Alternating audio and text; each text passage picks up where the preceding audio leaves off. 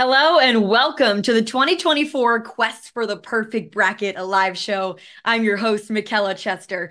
We've been tracking brackets closely now for 10 years at NCAA.com and TNT Sports, and we're going to spend the next 2 hours and 4 days breaking down this year's bracket. Before we get started, let's take a look at the 2024 bracket, of course, and then talk a little bit about the timeline. Here's the bracket, some key points. UConn is the number one overall seed. Houston, UNC, and Purdue are the other 3-1 seeds. We'll break this down in greater detail later. Let's take a look at the schedule. The first four is Tuesday and Wednesday. The winners of those games enter what we know as the 64-team bracket that tens and millions of us will use to fill out our brackets. The first round is Thursday and Friday with 16 games per day. Second round is Saturday and Sunday. And the second weekend will be the Sweet 16 and Elite 8 before we head to Arizona for the Final Four. And finally, before we get started, here's some of the people we'll be talking with on this show. We'll have senior CNN data reporter Harry Enton join us from the Magic Wall in CNN headquarters at Hudson Yards in New York City. Autumn Johnson, who covers women's basketball for NCAA Digital. Andy Katz, our lead men's basketball reporter for NCAA.com. Sharif Muhammad and CJ Schaefer, our March Madness social media leads. Daniel Wilco, a past bracket reporter, historian, who now runs the Bracket Challenge game. And to start us off, we'll bring in Wayne Stats, our lead bracket reporter at NCAA.com and TNT Sports. Okay, Stats, you ready to get started? Oh yeah, I'm ready to go. All right. All Well, right, so yeah. before we dig in, Stats, tell us a little bit about the data that we do have coming in and how the nation is picking. Yeah, so what we do is we keep track of the millions of picks we get in our bracket challenge games, both men and women. We do this every year, and just fun seeing in real time what the nation's picking. At least for me personally, I'm like, am I thinking differently than everyone else is? Does that make me wrong? Is that gonna make me right? You start doubting yourself. But we can look now at kind of what the early data is. Mikhail, what do you want to start? Upsets, Cinderellas, champion? Where do you want to go first? Let's start with the most popular championship picks. All right. So you can see here, UConn, probably not too surprising, is clearly the favorite right now at almost 25%.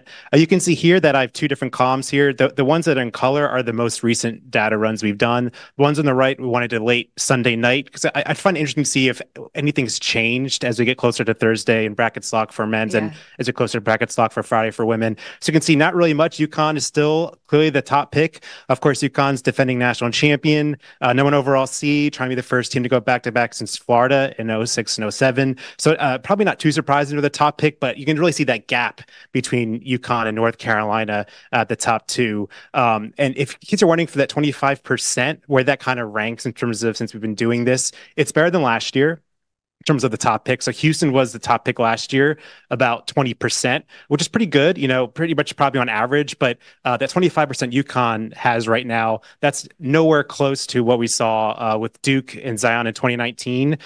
They were coming in about 39%. And then Kentucky in 2015, probably not too surprising because they're undefeated going into that tournament. They were about 46.5%. So again, not to say that UConn's not getting picked a lot. They were getting picked a lot, but just kind of show like how things can ebb and flow each year in terms of what the nation kind of thinks as the go-to picks here. Well, for those who don't know, how often do the top pick teams actually win it? Yeah, so not too much. So since we've been doing this since 2014, it's only happened twice. And funny enough, those are years where the most picked team wasn't like the huge kind of favorite going in, which is kind of funny. So that would be UNC in 2017 and Villanova in 2018. Those are two times they've matched in terms of what the nation thought was going to happen and what actually did happen on the court. But again, things can get weird. UConn is the favorite this year. Last year, they were picked on 2%, and we know what happened there. But of course, UConn was picked on 0.23% way back when they kind of shocked the nation as a 7 seed and won it all. So again, that's what March is about. So the craziness. So it's good to be, picked this high because that means you're probably pretty good, but it doesn't mean you're gonna for sure think gonna win it all. And Kentucky, a 3 seed, looks like they're ahead of Arizona, Iowa State there. Yeah. Yeah, so this kind of brings a good point to what we saw last year. Duke was a 5 seed last year, but they were by far the most popular 5 seed. They were picked ahead of a lot of other seeds ranked ahead of them, some teams. And you see Kentucky there's number 5 overall, just despite being only a 3 seed. They're very popular, of course. They have a lot of fans. People recognize that name. They have rich history. So it's not too surprising they're getting picked at the rate they are, but it's still kind of interesting to note that they're ahead of all the 2 seeds, which I thought kind of fascinating, especially when you look at, Marquette, who's a 2 seed and is getting picked on less than 2% of brackets. So just kind of show like, seeds obviously matter in terms of who maybe people the favorites are, but it can really, the difference between the most picked and least picked on the seed line can really vary a lot. You can see Kentucky's definitely the big one to look out for. We'll see if it changes as brackets get closer. You kind of wonder, do the diehard fans, are they the ones filling out brackets first? The Kentucky fans saying, well, I know I'm picking. Maybe we'll see rise or fall a little bit as maybe more casual or non-Kentucky fans finish. That's why I think it's fun tracking these over the few days before brackets lock to see, where we kind of move on the favorites and pick lines. Before we get into some upset picks, you've been doing this a long time, Stats. What are some of the weirdest things you've seen over the years? Anything super strange? Yeah, so I would say, so I mentioned maybe in terms of this year, I kind of thought that UConn might be a little higher, to be honest with you. Just because the narrative going in is they're the big favorite. They were so dominant last year, and they were only a 4 seed last year. So I think that's kind of interesting. It's the one thing that we see through the years is the names that people remember, whether it's the big name programs or we'll see in a little bit the Cinderellas. People remember those names. So even if it was only 2, 3 years ago, people are like, oh yeah, I remember them. They busted my bracket or they won me my bracket, a few years back. So I think that's kind of the big thing that people are excited about, is trying to Yeah. predict the Cinderellas. And Stats, I can't decide if I think Purdue at a little over 8% is high or low because, they've got Zach Edey, there's the redemption story, but the past 3 years in March Madness has not been kind to the Boilermakers. Yeah, they're a really fascinating team, Mikhail. I go back and forth for myself. Like, do I have them winning the whole thing because everyone else is picking, UConn? But there's been so burned the last few years by these upsets that you kind of start second guessing yourself a little bit about being like you're trying to trying to outsmart yourself with these picks sometimes. But Yeah, you're right. I it's mean, that like, are narrative is so they good. due or Yeah. should we just not trust them? Yeah. And of course, the thing is, 8% is not low. It's just anytime a team is about 25%, I mean, it's kind of, I know math's scary. It can be scary. It scares me sometimes. But when you think about 25% saying that a quarter of people are picking UConn to win. That's a huge percentage of people Yeah. that are just going with UConn. So everyone else is going to seem a lot smaller by comparison, but 8% is not bad. That's very, very good. You can see there's not much difference between the other 3 1 seeds after UConn. So Purdue could easily move up or even down. I mean, Kentucky seems to be getting more and more popular. While look at Purdue, they seem to be getting, they dropped a little bit since Sunday night. So we're going to see if that changes too. So yeah, I'm really curious to see if these kind of hold it all, if anyone kind of rises up, if UConn gets more popular as like the default option for a lot of people, or if it gets a little more interesting. But we have a long ways to go. Well, let's get to first round upset picks. Who do fans have as Yeah. their upset picks? Yeah, so as fun as this talk about championship picks, this is where I'm most excited is seeing, who the Cinderellas are going to be or who people think the Cinderellas are going to be because I don't know about you, but what makes March Madness so special is the upset Cinderellas that you can't pick or you don't pick. That's because, I mean, no one saw FDU happen last year. FDU was one of the least picked teams in the field last year, even on the 16 seed line, and we know what happened there. But here are just some kind of early ones. Now, these are just for first round. So you can see NC State. In terms of upset, which we define as a win by a team seeded 5 seeds worse than our opponent. So that first round that starts with 11 over sixes. NC State is the top one at above 46%. You can see here, that's pretty good. The 4th most picked upset in history. NC State Wow. won 5 games in 5 days to win the ACC tournament. So there's kind of people feel like they're hot. There's a lot of question about how hot a team is going in the tournament, if that matters or not. But it does stick in your head and be like, oh yeah. I mean, we saw them win a championship a few days back in the ACC. So kind of, people really remember that. And Oregon, is also up there. They won the Pac-12 tournament by winning a lot of games in a row. So they're coming in pretty good, about 44.5%. Yeah. On And this, on yeah. Oregon stats, I wonder if fans are rooting for that storyline there with Jermaine Couisnard playing against his former team in the first round. That could be a factor too. Yeah, it really is. And I think the other question about South Carolina too is that they're a 6 seed. I think people may they're not, but you're not a team that you usually see in the tournament. So I think that's part of it as well. Well, Oregon has made runs before. They made the Sweet 16 as a 12 seed a few years back in 2019. So I think people remember. So I'm curious to see if this number holds. But you can see here since Sunday, that number has risen quite a bit. So I'm kind of curious if that even goes even higher for Oregon as we get closer to bracket talk, or maybe not. Maybe by talking about it, people are now scared off of picking Oregon now, about trying to reverse course and pick South Carolina. Any other want to go deeper in the seed lines? Any the lower Well, seeds? yeah, actually, because I've got a question coming in from YouTube from David, and he said, Yeah. Wayne, can you please rank the number 12 seeds picked to win first round games from most picked to least picked? That should be easy with your spreadsheet here. Yes. So you can see here, James Madison is the favorite 12 seed at 42.5%. That's the fourth most pick 12 seed in PCG history. People remember that Murray State and John Morant, they were the most popular 12 seed we've seen in 2019, and they won. So a lot of times the nation is right with these upset picks. It does happen. So you can see there, JMU, 30 game winner. They're kind of interesting 12 seed. They've won 30 games, one of only four teams in the field that has won at least 30 games.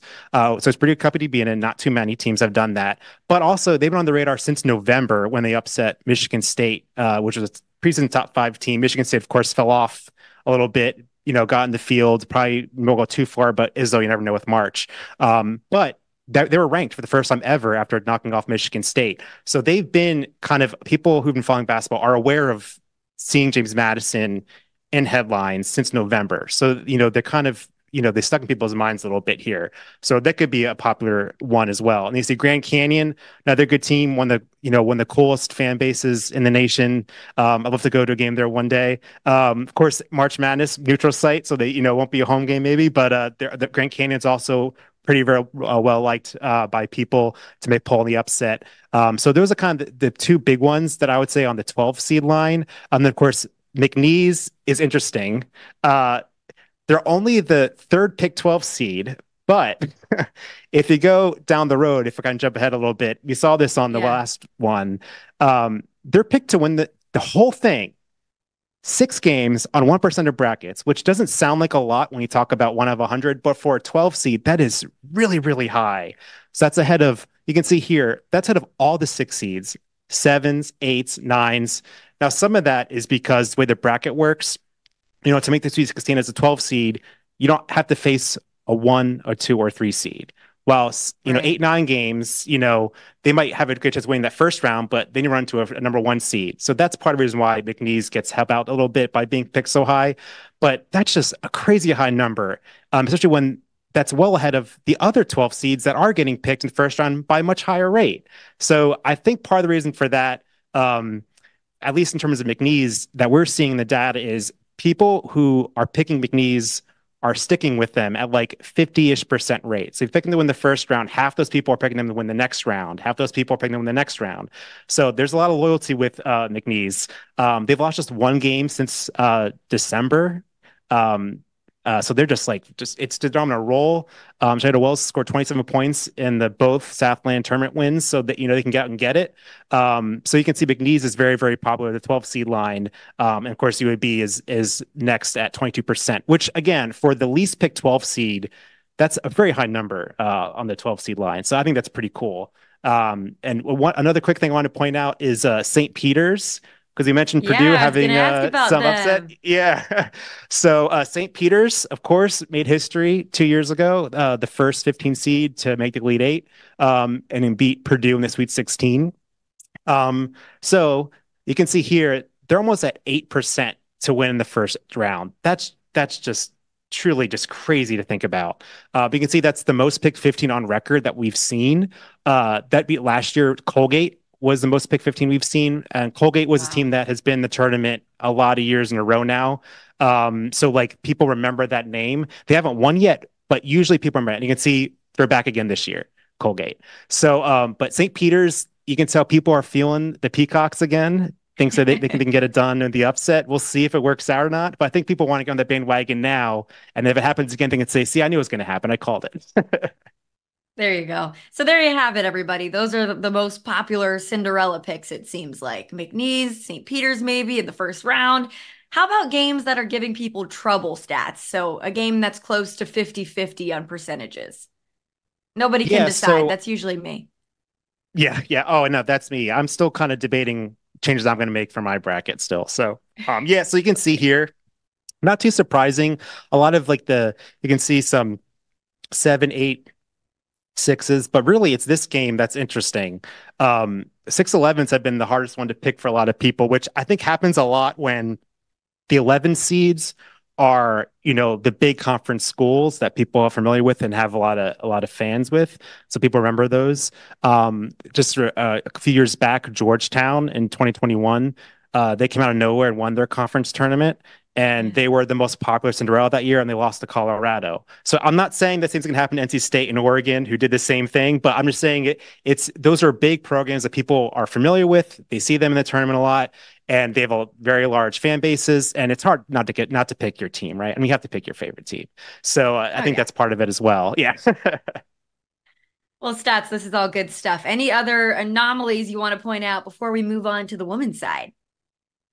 Yeah, I think there's just really some cool stuff here, just in terms of teams that you think can make on runs in Final Four and Sweet 16s. It's just a lot of cool things you can see.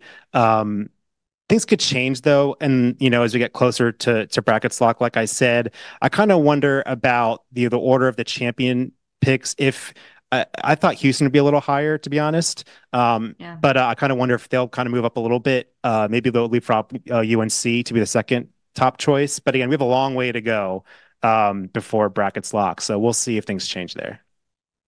Yep, and we'll be tracking them every day. We'll be back with this segment for updates on bracket returns. But let's turn our attention now, switch gears, and look at what we're seeing on the women's side stats. So, obviously, a lot different than the men's with some heavier favorites, but take us through the top championship picks for women's March Madness. Yeah, you can see here, it's basically two teams and everybody else right now on the women's side. South Carolina and Iowa are almost at 70%. I mean, that is just crazy to think Crazy. about. Yeah.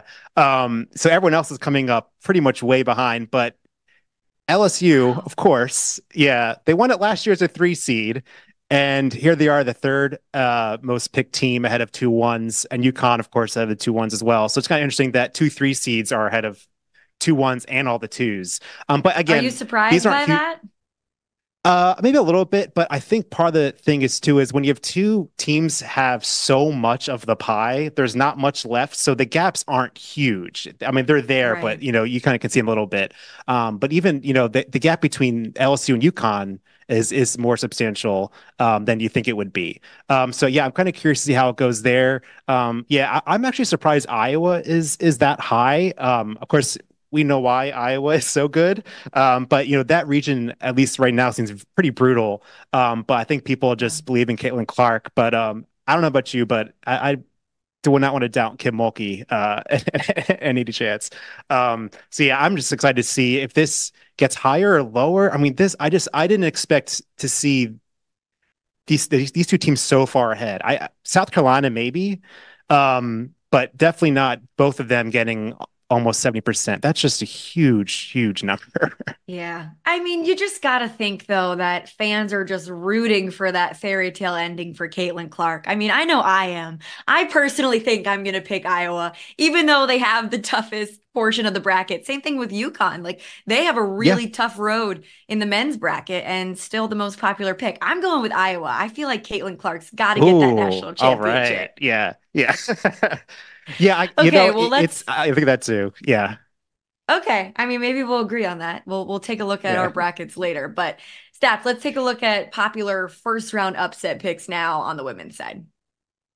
Yeah, so you can see here. So I highlighted in yellow all the teams that would be considered upset, like I said, at least a 5 seed difference. So again, not surprising the 11s. would be the most popular one. Um, Yeah. but the 11s are kind of interesting because, they've had history in past tournaments. I mean, not in a while, but Middle Tennessee and Green Bay, they're familiar programs for people. They know how to win in tournaments. Green Bay won 3 years in a row, even last decade. So they know how to do this. Um, Frankly, the one that stands out to me, though, is Florida Gulf Coast, not because they're that high, but the fact they're not higher than this. Florida Gulf Coast has won as a 12 the last 2 years. So they've done literally this the last 2 years. I thought they actually would be a little higher than they are at 25%, which again is not a low number, but considering the pedigree they've had, they've proven they can do this. I don't know about you, but I mean they would scare me if I was a 5 seed in the Yeah. first round. So I yeah, mean, they've got they've been receipts. kind of the favorite. Yeah, exactly. Yeah, so we can see if they can pull it off again. 3 years in a row as a 12 seed, though, that'll be pretty impressive. So we can see if they can get it done. Of course, you have some other ones here. Marshall's a top 13 seed, playing Virginia Tech, which is kind of cool. South Dakota State won as a 9 last year. That could be another popular upset pick. That conference has good history. South Dakota State and South Dakota of winning games in a tournament. Only a 12 this year. Usually, the teams that made the Sweet 16, like South Dakota State, was a 6 seed, but they can get it done. Fairfield has one loss. And they're a 13 seed, so another team that knows how to win. So there's a lot of stuff here you can see kind of goes um, down the line in terms of the most picked on 14, 15, 16 line. But yeah, it's really fascinating. I feel like the we have not seen upsets. Of course, we had Harvard over Stanford 98, which was the first 6 number 1 in men's or women's history back in 1998. But we have not seen 15 and 14 seeds win yet. So we've seen a lot of bracket busters on the men's side. We never thought we'd see a men's 16 win. Now we've seen two. So maybe this year we get a 16 or 15 or 14 winning on the women's side. We almost got it a few years back with Jackson State, who's back in the tournament this year. So who knows? Maybe we'll see it this year. Well, Stats, thanks so much for the breakdown. We'll be giving updates on this stuff every single day. But for now, in a recurring feature in the quest for the perfect bracket, our lead NCAA men's basketball reporter, Andy Katz, sat down with about 10 past key figures from some of the best March Madness moments. So here's Katz with Bryce Drew. And welcome everyone to a March Madness chat. I'm pleased to be joined by Bryce Drew, currently the head coach of Grand Canyon, but certainly as a player known in college for the pacer shot, Valpo's last second shot to beat Ole Miss. It's one of the iconic shots in March Madness history. There's a big mural at Valpo about it. Certainly for the Drew family, it lives forever. So let's go back to that. First, describe the play for me, Bryce, about what the play is supposed to accomplish, which of course it did. Yeah, the final accomplishment is the made 3-pointer, hopefully. And I can't say it always went that well. We ran it in late December and we got 0 points out of it and didn't even get a shot up. So we tweaked a little of the pieces, moved them around, practiced it a lot more, and then very thankful it worked to perfection, in the NCAA tournament. What do you remember about the flow of that game against Ole Miss to even put yourselves in position to hit that game-winning shot? Yeah, I think it came from experience and preparation. We had a lot of seniors on that team, seniors that had been in pressure situations before, and then just prepared. We were prepared to know what to run, how to run it, how to execute it in that moment. There was really no second thought as what else we were supposed to do. So those two reasons were really big for us. When you look back, the fact that your dad was the coach, your brother's on the bench, it's a family affair. Years later, how much sweeter does that make it? Even more, very, seldom in life do you get to, accomplish something that you get to talk about years later, and to be able to do it with family. And, growing up, we've always loved college basketball. My dad's been a college basketball coach, my whole life. And to get to that stage and that moment and kind of have that goal for all of us to be able to do it together, is really special. The upset at the time was obviously a pretty big one. It goes down as one of those bigger upsets because of obviously the way it ended. There were upsets before, but it really also started to become like the standard for those first round big time upsets. What's it like when you are part of one of those where you're the double-digit seed and you take out the higher seed from the power conference?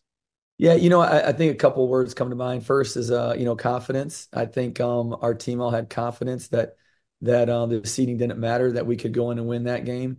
And then I think the next big part is again just how prepared are you as a team for a game like that, and us having a lot of seniors being our third straight NCAA tournament. We had a lot of momentum, going into that game. And then at the end of the day, you got to be hungry. And we hadn't won a game in the tournament. We knew we were the underdogs. We knew that the pressure was off of us; it was on them. And so we kind of turned that and made sure that we were hungry going into that game. Bryce, why do you think though it's rare that it continues? I mean, we saw a couple years ago with St. Peter's; they were actually able to get all the way to the Elite Eight. But a Yeah. lot of times we see these unbelievable upsets, and then it stops. 2 days later. Yeah, it's you think about that a lot as a coach, during different ups and downs in games that you see and scores that happen to you and others. And at the end of the day, it's sports, and that's what makes sports so great is you have to play the game to get the end result. And you can't buy wins, you can't, manipulate wins, which way did the ball bounces? Does it bounce in the rim or out of the rim? Does a guy get in foul trouble or not get in foul trouble? There's so many intricacies to the game that affect the outcome. And, it's only a 1 game series. So anything can happen in that 1 game. If it's a 7 game series, then I would say the tournament we played a lot more different and you would get all those top seeds advancing. But 1 game, anything can happen. You had an NBA career, but how much you remembered more for that singular shot versus anything you did professionally? Yeah, it was funny. My rookie year, I was teammates with Brent Price, Matt Maloney, if you remember those names. And, I'd go back in the locker room and they'd come in and be like, man, these people just told me good shot, good shot in the tournament. And so even though I was in the NBA, those guys have been in the NBA for years. Some of the fans that came, they were still thinking of the shot and the play and knowing it was one of us that hit it on the team. And to that point, Bryce, it feels like that's the beauty of March Madness, that these singular shots, events, games really do seem to resonate in this sport more so than any, playoff series or things of those natures at the professional level. Why do you think that is? It's such a great tournament. It's if you're just a sports fan, it's just so exciting to watch because again, you truly don't know who's going to win. It's a 1 game series, and just the excitement around the tournament because of that reason and the unpredictability, I think just garners all that interest. And you don't get the best team that wins all the time. You don't get the best team that advances, and that just adds to the intrigue and kind of the mystery, the excitement, in watching the games. Well, you certainly have provided that for all of us for decades now since then in 98. Believe it or not, it's been that long. Good luck with GCU the rest of the season. Appreciate it. Thank you, Andy. All right, we welcome in Daniel Wilco, who currently runs the Bracket Challenge game and also has done deep research on all things brackets. We're going to talk brackets in general and how we kind of got to where we are. Wilco, you there? How you doing? Hey, here and ready to talk brackets. All right, so you've done a lot of work on this, Wilco. I want you to take me back to the beginning. How did brackets and March Madness brackets become the phenomenon they are? Let's go back to the beginning and the origin of an actual bracket. Yeah, for sure. So tournaments, of course, in sports have been going on for thousands of years. But if we want to look back at like the first recorded tournament bracket, go back 173 years to the World's Fair in London, the Great Exhibition in 1851. So there we had a guy named Howard Staunton, a British chess master, who was really looking for the way to find the top international player in the world in chess. And so what he came up with was a field of 16 players. And then he devised a way that would have a big impact for us a hundred and some years later.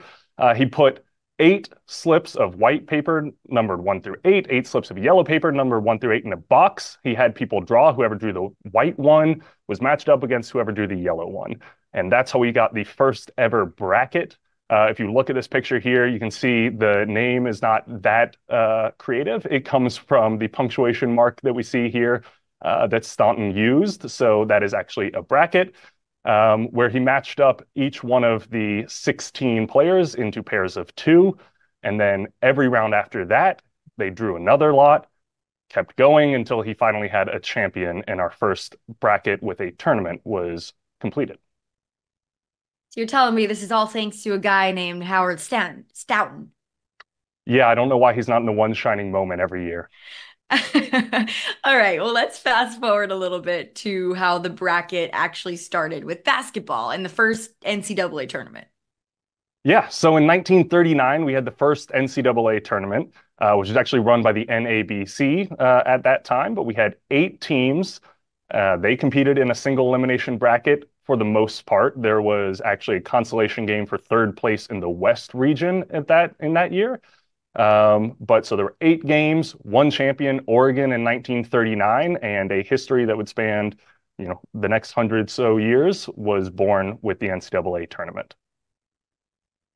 And then we ended up expanding, right, to 64 teams. Just a little bit. Things got more popular with brackets. Yes. So the tournament went through a lot of changes over the next few years.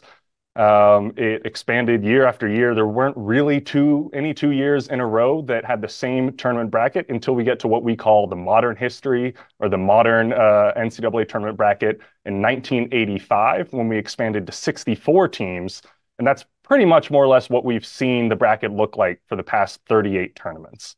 So there's 64 teams. We've added some play-in games. The first 4 came in 2011. We had an opening round game in 2001. But really, when we talk about filling out brackets, we're looking at the same thing that we've seen since 1985, which is 64 teams competing in a single elimination bracket of 63 games with 1 winner at the end. And now we have tens of millions of people actually filling out brackets online. So someone had to have started that. I'm sure you know who it is.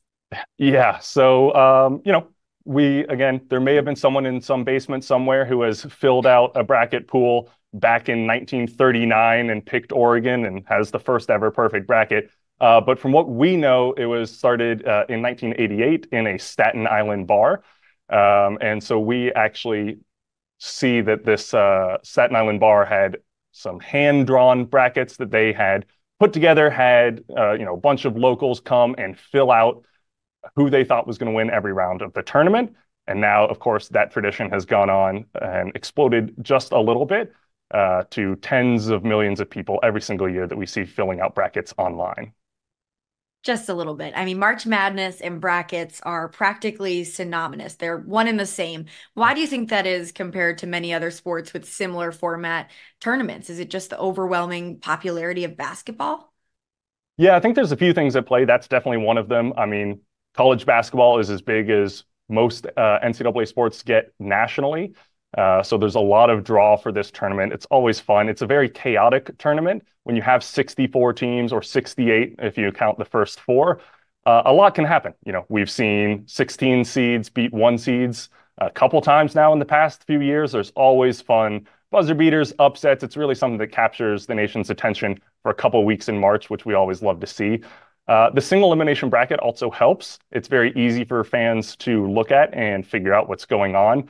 No offense to college baseball, but the College Baseball World Series bracket with double elimination is a little trickier to explain or to understand on a first look. But here you can see you win the game, you move to the next line. There's the brackets help you out there. There's lines that point you exactly where you got to go. And then there's also, it's pretty user-friendly for a lot of people. I think we all have friends or family members who don't follow sports at all, but love every March to fill out a bracket based on their favorite color, their favorite mascot, or anything like that. And, it may pain some of us who spend our all waking hours focusing on brackets, but those mascots and colors tend to beat us anyways. I was going to say, they always win. It's always your mom. Yep. Well, Wilco, thank you so much. That's the origin of brackets. We're going to head to break here. But first, for those of you who have yet to fill out your bracket in our bracket challenge game, here's a little how-to video. We'll be back soon. Welcome to the Capital One NCAA March Madness Men's Bracket Challenge, the best way to play brackets. When the NCAA tournament field is announced on Selection Sunday, brackets will open, and you get to pick who you think will win every one of the 63 tournament games. Feeling lucky? Choose the winners of each game yourself to fill out your bracket. If you need more help, use the NCAA's AutoPick tool, Matchup Analysis, which analyzes years of data to give you an edge. Use our preset stats and get a completed bracket in just a few clicks.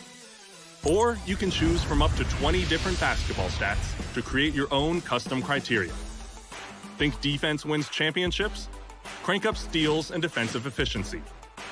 Then click Calculate and let the numbers show you who to pick. Once you have your bracket, it's time to join a group, play with friends, compete against celebrities, or even choose your favorite school's official group. When the first round of the tournament starts, your picks are locked in, and it's time to sit back and root for the perfect bracket. Watch games in the March Madness Live app, and you'll see pick icons in every matchup to tell you who you picked, and a group view to see what your friends chose. Starting in the Sweet 16, find out exactly what needs to happen for you to win your group. The Path to the Championship tool will break down every game and show your bracket's best-case scenario. Finish in the top 1% of the leaderboard, and you'll be entered to win this year's grand prize, a trip for two to next year's Final Four. Get ready to play the NCAA March Madness Men's Bracket Challenge.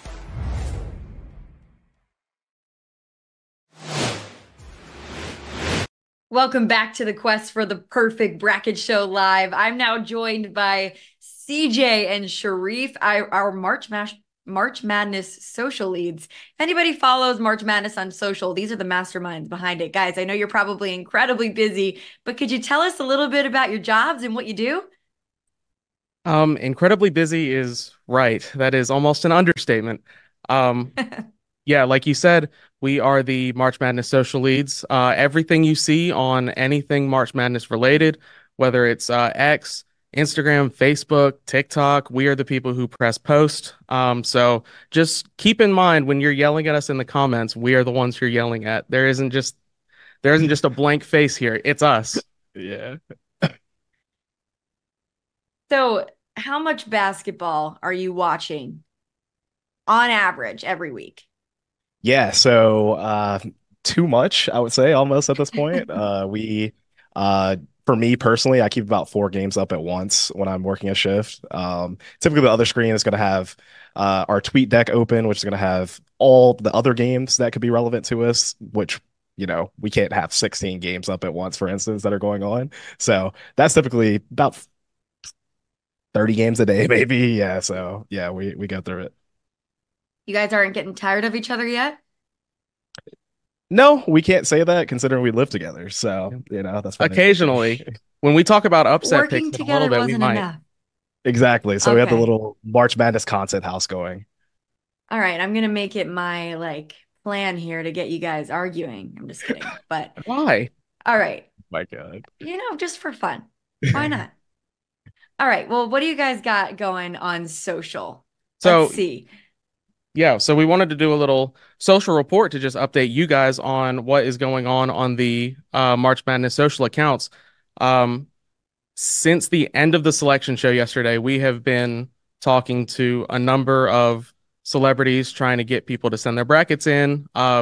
People love to see that stuff every year. The first person to send their bracket in this year, as you see on the screen right now, is Mac McClung. Yes, back-to-back NBA dunk contest winner. He's got some interesting things about his bracket. I mean, I think if you don't know who Mac McClung is, you'd be like, why is he picking Texas Tech to win the title? Mac McClung is a Texas Tech basketball alum, so it's kind of understandable. It's going to be a theme that you see throughout these, celeb brackets, former player brackets, that they're going to pick, the squad that they went to school with, Right. So it's not really a surprise there. I say the biggest surprise about his bracket is going to be the fact that he has Drake over Iowa State, I believe it is, Yeah. which Iowa State are coming into the tournament really hot. So that's actually a really surprising pick. Yeah. Otherwise, pretty solid bracket all around. I think a lot of the basketball players that we ask who are going to send brackets in, I mean, they're going to do pretty well. So their brackets are pretty good. But if we go to the next slide, we'll see a bracket that's been under a lot of scrutiny. We actually missed this one, I guess. It's all right. We had Andy Katz's bracket. If it's in there, we'll take it. If it's not, no big deal. Um, but Andy Katz filled his bracket out. Andy actually picked UConn to go back to back this year. He picked, did he pick Purdue to go to the Final Four last year too? Yes. Okay. I believe Andy might have had UConn winning it all last year. So I mean, Purdue winning it all, rather. Just Yeah, a so- non-visible Yeah, yeah. update. Yeah, just a non-visible I was gonna update say, on ask Andy's Stats. He bracket. would know. A Yeah, Yeah, he picked non-visible Arizona update. Final Four too. Yeah, he lost 2 of his teams in the first round last year. That's true. Stats, I forgot you were right there and just knew everything. I should have just asked you instead. Yeah, Stats is our little on-hand encyclopedia. If you ever need something, he's right there. And I knew that too. Stats, you're too quiet down there. Speak up. Everybody here knows I don't like Purdue. Stats also doesn't like Purdue. So if there's one person that's going to say worse things about Purdue than me, it might be you. I might You pick got him to to win it explain all. I'm not yourself sure now, yet. CJ. Oh, I will explain myself. Don't worry. So the slide that we're on now is for those who don't know, the NCAA, in addition to picking the typical bracket that you see, seeds 1 through 16, they also list the entire field of 68, 1 through 68. We saw a couple things that we actually were taken aback by, I guess, pretty surprised by. So we wanted to specifically talk about this. The team that we specifically wanted to talk about was Iowa State. A team that came into this, as the Big 12 champions, Yes. beat an extremely hot Houston team. No one had that really happening, and they're sitting one of the bottom number two, bottom two so seed. So that's incredibly shocking. When we prep graphics that you see throughout the tournament on Selection Sunday, one of the things that we do is we prep extra graphics for a lot of stuff on Selection Sunday. So for the 1 seeds, for example, we prepped a lot of graphics for teams that may not get a 1 seed, but we had to have them just in case they got one. One of those teams was Iowa State, because we were sure that this last 1 seed was going to North Carolina or Iowa State. So we were shocked to see that Iowa State was probably not even considered in consideration for that last 1 seed. Yeah, and I would say another big shock and part of the seat list is Auburn being at 15 there. SEC champions coming in at, I believe, 7 on the AP poll today. That is actually very shocking that they are at 15. Well, the four line, that's crazy. Right. Yeah. To dive a little bit deeper, we can go to the next slide to dive a little bit deeper into the field. We actually had a conference breakdown too. We can explain that one pretty easily. There are 10 conferences that had multiple teams get into the tournament, led by the Big 12 and SEC. Not really a surprise there. Probably the 2 strongest conferences. Yes. The only surprise to us was the Big East only having 3 teams in the tournament this year. Yes, especially when you look at the Pac-12, which is considered a weak conference this year, getting 4 in. The Big East only getting 3 teams in when people thought that St. John's had a chance, Seton Hall, who have several impressive wins, Providence. These are teams that are heavily on the bubble and just happen to end up on the wrong side of it. Right. Yeah.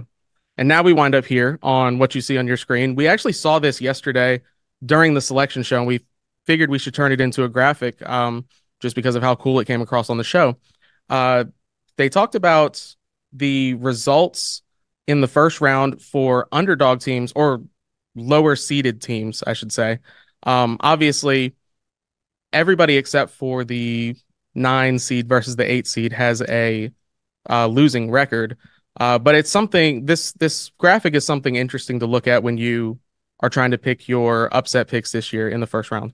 Yeah, I think the biggest thing about this graphic is I told you last night, right? It's so satisfying to look at because you just see the numbers go from bottom all the way to the top in order. Yeah. It's really cool. But we had some people point out a little bit angry that we used a picture of FDU here in this graphic, although, like I just told you guys, we kind of had to. Makes a ton of sense. Mhm. Yeah, for the I mean, somebody's always going to be unhappy with something you post on social, right? Sure. You We're guys too probably know experienced for better that. than anyone. Yeah. And again, I can't reiterate this enough. You're yelling at us. You're not yelling at just a bunch of nobodies here. So for the people watching, we're putting a face to this account. Here It they doesn't are. matter. They won't do anything. It's not going Don't to be change mean anything. to Sharif and CJ. Yeah, don't be mean to us. We can't take it. We're sensitive. We do not care at all. So No, we don't. yeah. All But, right, what else do you guys got on the social scene? well, I know you wanted to talk about some brackets and picks. Yeah, some Yes. upset All right. picks. So I saw there was a meme you had pulled up about trying to explain your upset picks, defending them to your friends. I'm about to turn the both of you into angry SpongeBob there. So let's get going with it. You talked about initial thoughts on the bracket, what kind of stood out to you, but who do you think has some upset potential? Let's do some picks. You got any upset picks? Go for it. Yeah, I'm going to start with number 11, New Mexico over Clemson. I think the Mountain West has been incredibly strong this year. Mountain West after dark has been some of my favorite this entire season. I think New Mexico are really hot coming into this tournament, going through a gauntlet of a Mountain West, and Clemson coming off a very bad loss to Boston College in an ACC tournament that ended up being extremely winnable with NC State winning it. That's my main upset pick for now. I actually like that one. I think I actually picked that same upset, so I don't have an issue with that one. His next one I do have an issue with. So go right ahead. Yes, I'm going to go with James Madison over Wisconsin. I understand Wisconsin were just in the Big Ten final. However, what puts me off of them is that middle of the season run. I believe at one point they lost 8 of 9. It like they had to win the Big Ten tournament to convince me, in my opinion. So they did not convince me. And the good thing is the regular season didn't end in January. Oh, 100%. It ended a week 100%, ago. 100%. And they finished the regular season. Great. You were speaking facts. I love the fact that you're disagreeing. So Look at how quickly he backed down off of that. He's not confident. no, I want to see your picks. No, you can see my picks. You can see my picks because they're in the same region. Yeah, let's go. I have two double-digit seeds that are going to play each other in the round of 32 with a Sweet 16 on the line. McNeese is going to beat Gonzaga. They are going to beat Gonzaga. Wow. I don't care how many people are going to try to tell me, because before he even says it, he wants to say that everybody's picking McNeese and it's going to be a curse. It's not going to happen. It's happening. McNeese is beating Gonzaga. So how many Sweet 16 All right. Gonzaga been to it? You heard it here first. CJ, you're claiming it. Yes, Gonzaga is overseeded. McNeese is the best. McNeese is the best double-digit seed in the tournament. McNeese is going to beat them. Fair enough. Okay, he's very confident. I am. I'm just making sure everybody knows. When I've never been this confident in an upset pick. when McNeese wins, come back to this clip and tell me I was right. That could get ugly. I don't think I've ever seen somebody be this confident, actually, ever, with an upset pick. I'm very confident. Stats, do you know off the top of your head how many Sweet 16s that Gonzaga have been to in a row? Doesn't matter. Oh gosh, it's the longest. Is it? I don't know what the number is. Is it like 6 or 7 or 8? It's been a while. Yeah, Well, I understand that they are not that strong this season, but yeah, the history is a big deal in this tournament. And also, I'm just saying, last year everyone was convinced the 12s were going to do really well last year. That was the strongest 12s we'd ever seen in tournament history. The 12s always won upset, and they went 0 for 4. So I'm just saying, I'm not saying it's not going to happen, but the level of confidence I think is a little out there.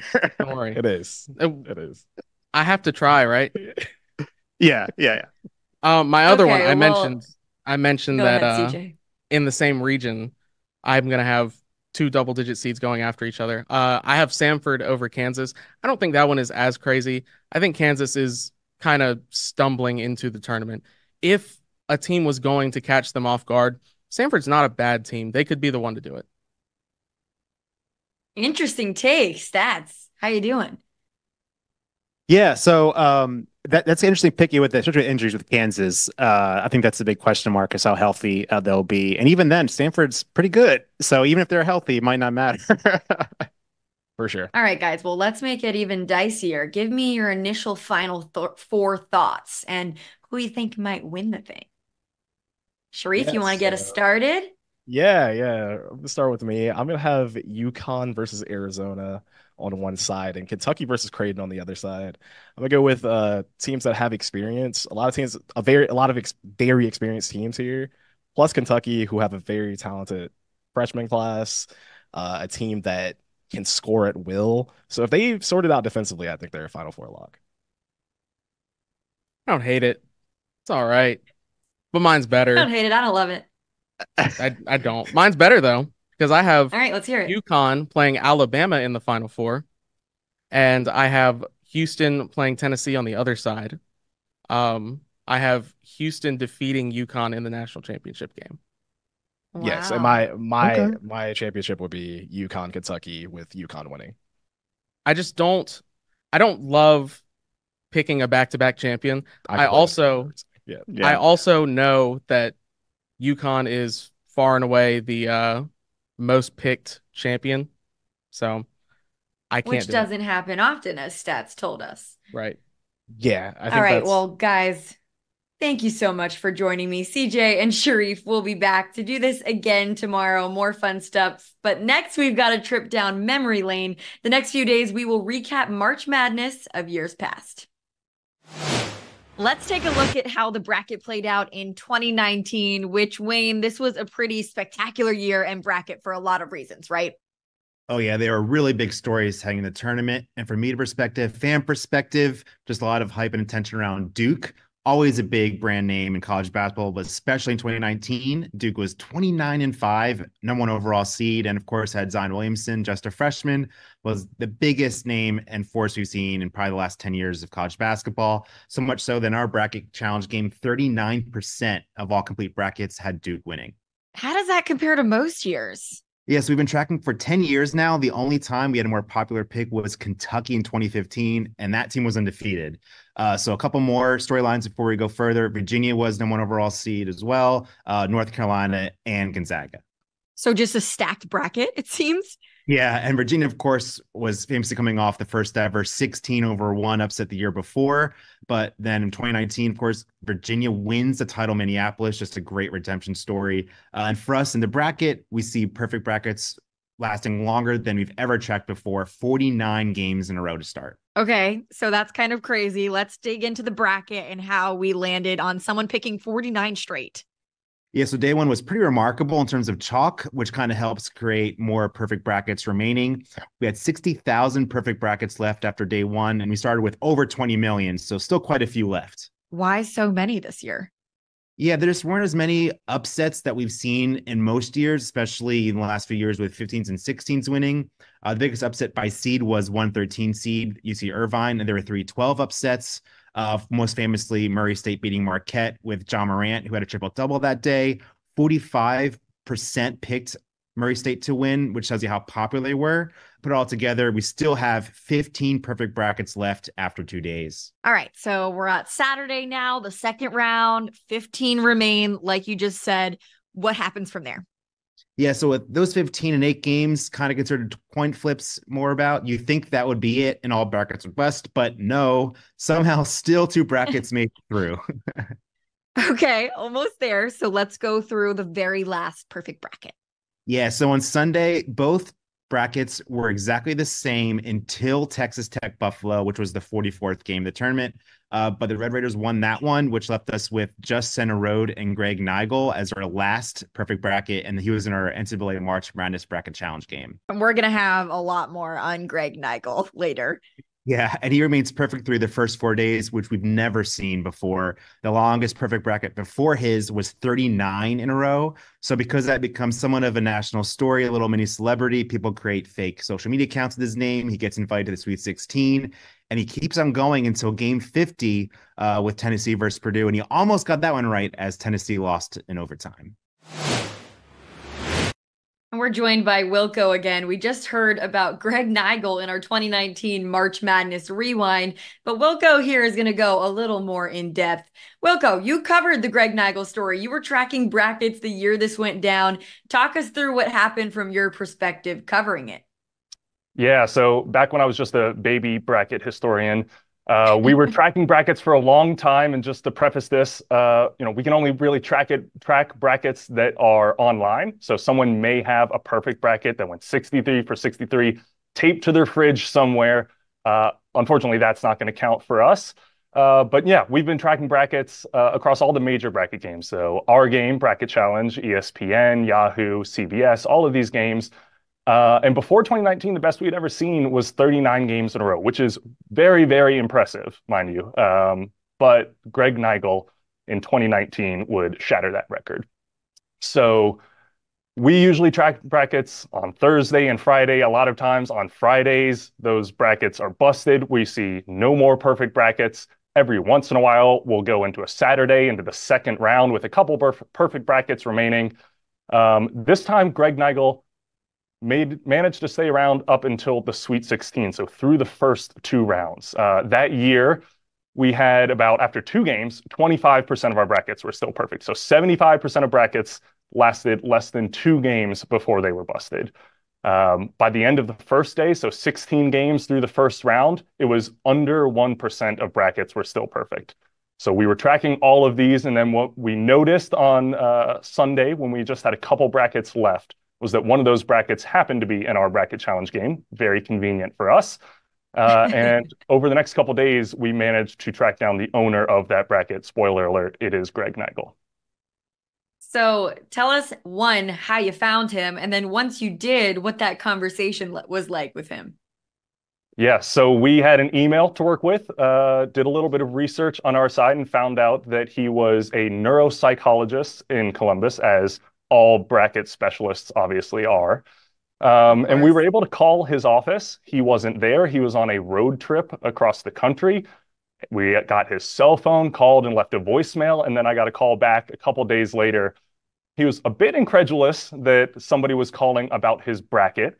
I asked him if he was near a computer, which he was. I asked him to go to NCAA.com, and the lead story on the site that day was a picture of his bracket, and I could hear in the background his wife saying, "Isn't that your bracket?"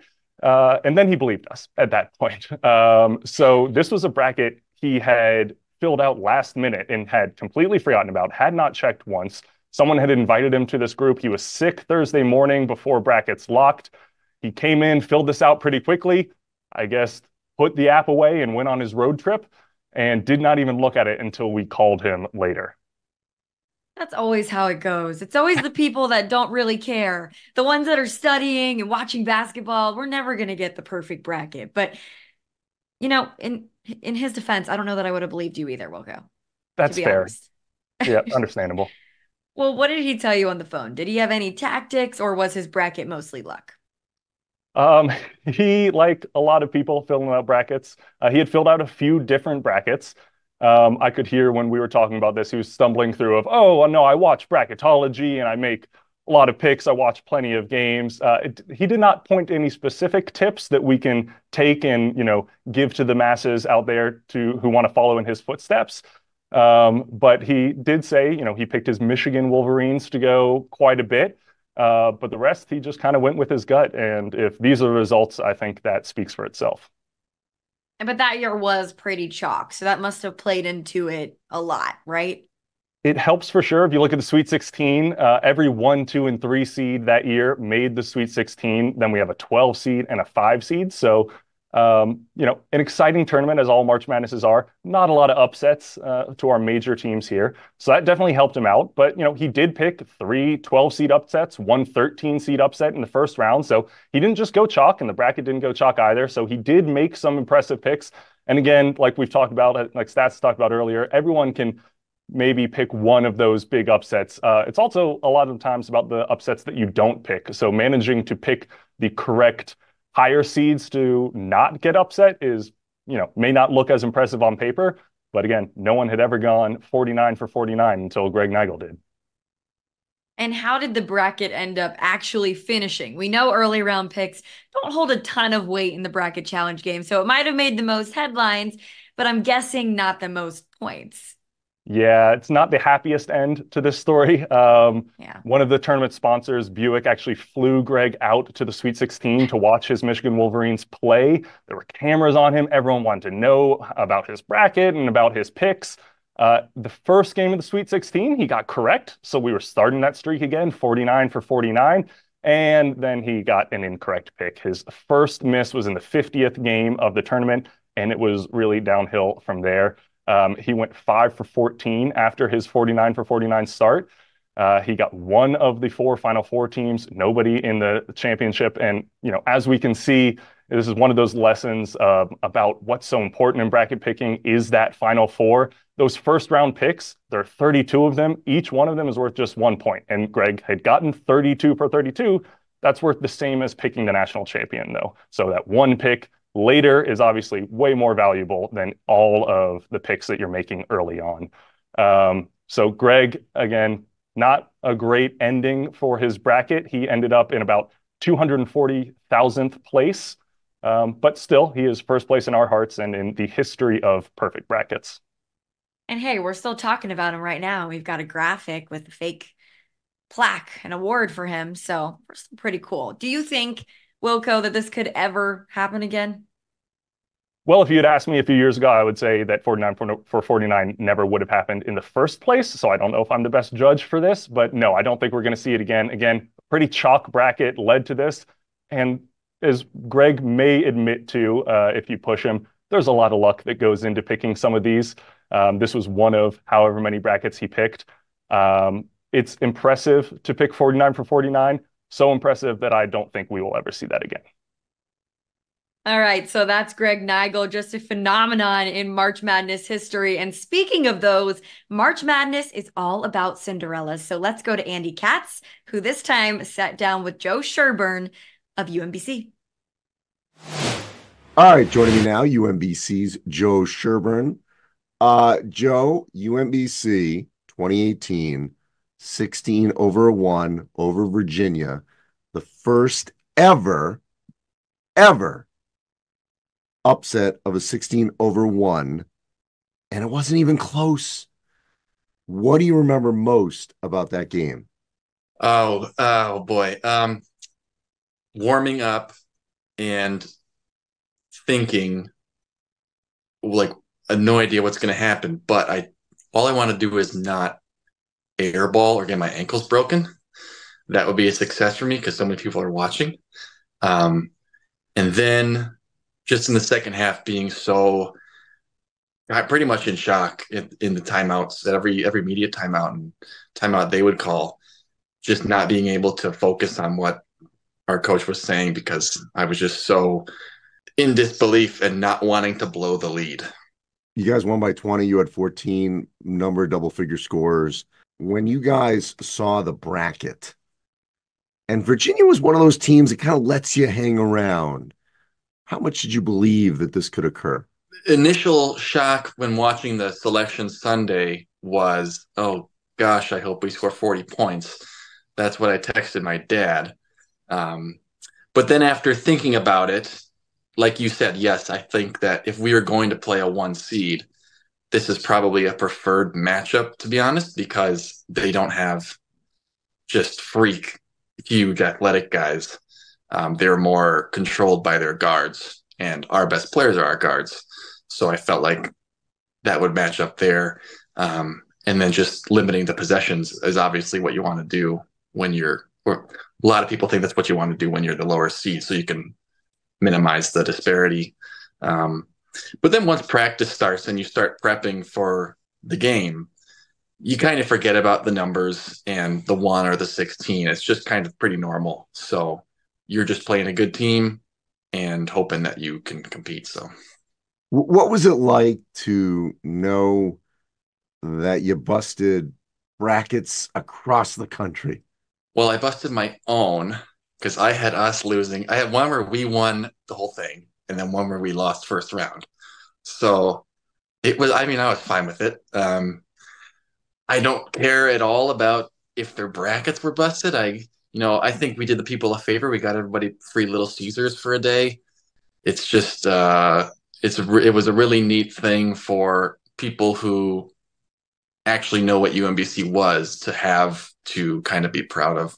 So, we've seen since then, FDU beat Purdue, St. Peter's as a 15 beat a 2 Kentucky, Abilene Christian, remember, knocked off Texas. There's been other upsets. You guys were the first. When you look at when the bracket comes out, the 16 line, the 15 line, what are you looking for a team to do what you guys did? I immediately write in all the 1 seeds. So I'm never going to think, okay, this 16 seed has a chance. It's just not likely. So I'm not even looking at it that way. When Purdue lost last year, I was extremely upset. I mean, I had a couple of years going there where I would post something where I'm celebrating when the last 16 seed loses, kind of like a Mercury Morris type deal with the Dolphins. So when they lost, I was upset. Now I guess it's just kind of out the window. So go ahead and win the game if you want, if you're a 16 seed. You have your shirt framed. What other memorabilia do you have from that upset? I have just a little cardboard March Madness thing that was in our locker room. And then I have a lot of Axe body spray that was in the locker room that I'm not using that, and it's still sitting in my bathroom basket over there. The Steph Curry had Under Armour send us some shoes. I have those. I've never worn those. They're sitting in my closet. We should have had an ESPY, but for some reason, that was the only year at the ESPYs where they didn't have best upset as a category. So we were in the best moment category, and we lost to the Vikings. Well, there's no question it is a moment that will live in March Madness forever. Joe, hope you're well. Thanks for having me. Welcome back to the Quest for the Perfect Bracket Show. We've got a fun segment here next. Harry Enton, a senior data reporter at CNN, is joining us live from Hudson Yards in front of the Magic Wall. Harry, thanks for being with us. It is such a pleasure to be here. It is a dream come true to be talking about March Madness in March in front of actual people instead of just to myself in front of the mirror. So you're clearly excited. How excited are you for the tournament? We're certainly happy you're here with us. I am so thrilled because every year we get to March and, it's sort of this sports desert for me, at least after the Super Bowl until baseball. And then March Madness comes in and it's the shining light and it marks spring, which of course actually starts tomorrow. So the sun is out, the birds are chirping, and we're going to have a magical field of 68, soon to be 64. And I'm so looking forward to it. Well, tell us your favorite March Madness memory. There are two. One was back in '96 when UCLA, the defending champions, went down to Princeton University. It was a 13 versus a 4 seed.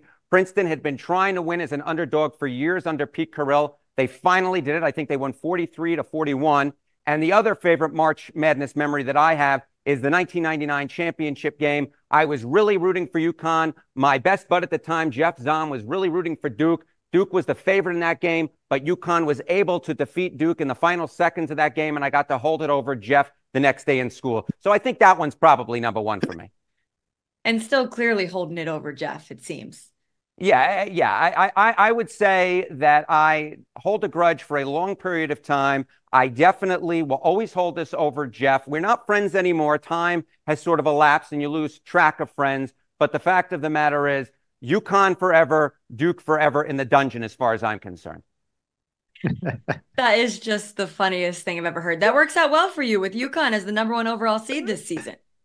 It works out very well for me that UConn is this year the number one overall. And this has just been a glorious sort of 2 decades for UConn, right? When I first started rooting for them in 1999, they had never won a title before. Only on the women's side they had won. But since then, I've sort of gotten lucky in basketball. I've gotten lucky in baseball. I hate the New York Yankees, and the Yankees are currently going through a very long stretch of not winning the World Series. So I'm doing well in 2 sports. If only I could bring the Buffalo Bills in and they could start winning some Super Bowls, then I'd truly be on a marvelous run. Hey, Harry, we were getting along well until you said you hate the Yankees, but we'll keep going.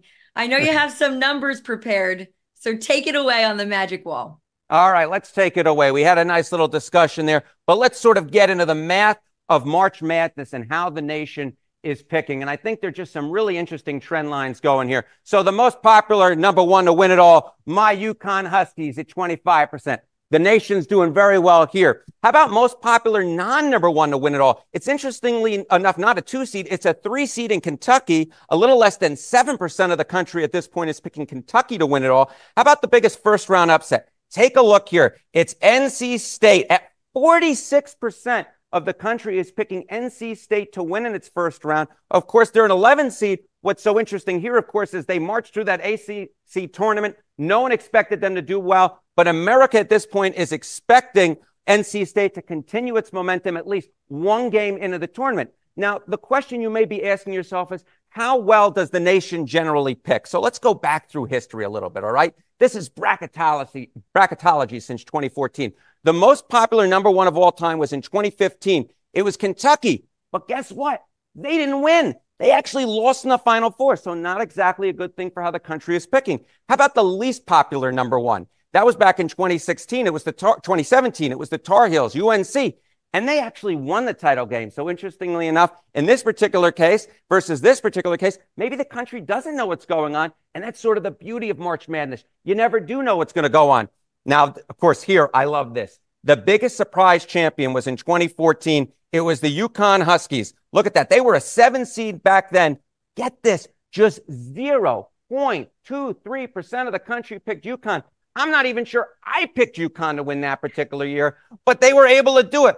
Fantastic result. So country sort of does okay, sometimes not, but generally speaking, it's March Madness, baby. Now, let's go back to this year. Let's talk about Cinderellas, all right? Because I think we all love a good Cinderella.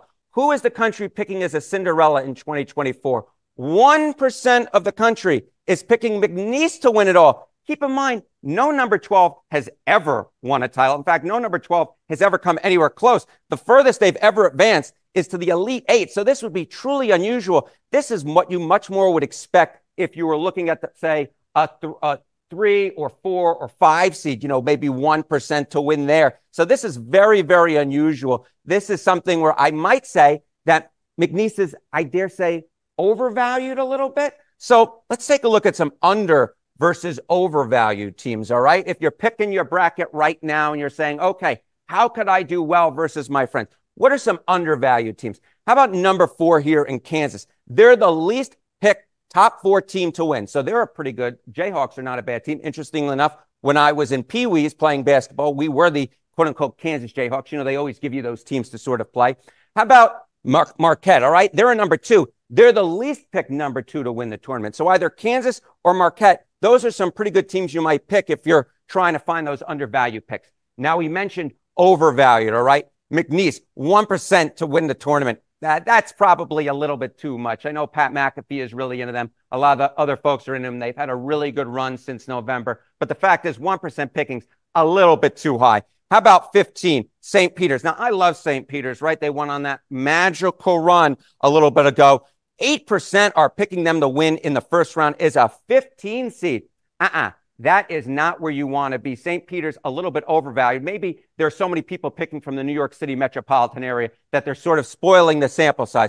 But either way, St. Peter's, a little bit overvalued there. Now, let's take a look here. First round upsets, a chance of first round upset. This may be a reason to sort of fill out your bracket and try and get an understanding. Okay, couldn't this miracle thing that we're actually looking for in those first rounds, because really it's the first rounds where those miracles happen. Again, I mentioned Princeton earlier on defeating UCLA. We've seen those 16 versus 1s. But what is the real chance of a real upset in the first round? Well, an 11 over 6, pretty good shot there, right? 38%. How about a 12 over a 5? 35%. 13 over a 4. Remember, I mentioned Princeton over UCLA. It happens. It happens about 1 in every 5 times at 21%. 14 over 3. Now we're really starting to see the floor sort of drop in, right? Just 14%. 15 over 2, 7%. 7%. So, hey, you know what? St. Peter's, maybe that 7% kind of matches. Maybe it's not so overvalued after all if you're looking through history, although if you're looking at the KenPom ratings, perhaps this year it's a little bit of an overvalue. And then finally, a 16 over a 1. I remember this had never happened up until a few years ago, right, when Virginia lost. But now, after University of Maryland, Baltimore did it, and then Fairleigh Dickinson did it, 1%. So we've risen from 0 to 1%. If anything, March is becoming even more of a madness situation going on. We're getting even more upsets happening. All right, so this is a chance of a first round upset. But, if I'm just going to sort of give you some tips as you're filling out your bracket, some suggestions. All right, here we go. Pick a few upsets in the first round. We're going to get to my bracket perhaps a little bit later on. I have a few upsets in the first round, so that's a pretty good idea.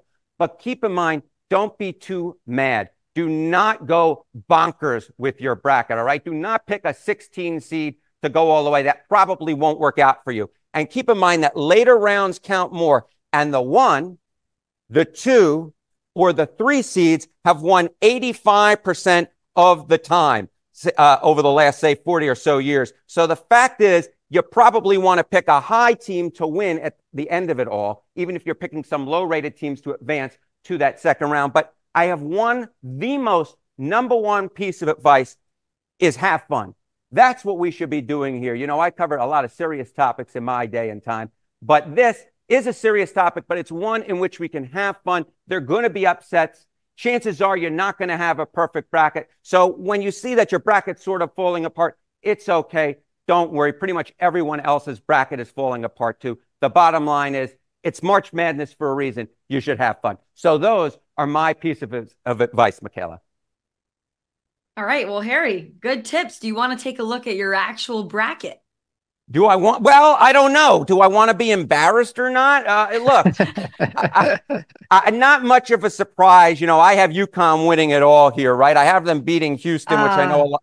I know this was of the least surprising things. This is almost like a happy ending to, you know, a child book, right? I think we all couldn't have guessed it. You could, no way you could have. No way. You know, maybe if the Columbia Lions were in there, if they ever possibly win an Ivy League title on the men's side, then maybe that would be interesting if I picked between Columbia and UConn. But the fact is, UConn I have as number one. You know, if you're looking for some interesting sort of upsets that I sort of have, well, a second round upset that I have, I know you can't really see it here, is, you know, I hate Duke. So I have Duke advancing to the second round, but then I have Wisconsin beating Duke. I'm hoping they do to Duke what they did to Purdue, right? So I'm hoping for Wisconsin there. Other sort of upsets that I have going along the way is I have Gonzaga actually advancing all the way in the late rounds, then getting defeated by Creighton, who, of course, being a 3 seed, you wouldn't expect to advance to the Final Four, but I ultimately have Creighton losing to Houston. And another upset that I really enjoy is Michigan State. You know, Michigan State always seems to bring it in the tournament, right? I have Michigan State advancing not just to the 32,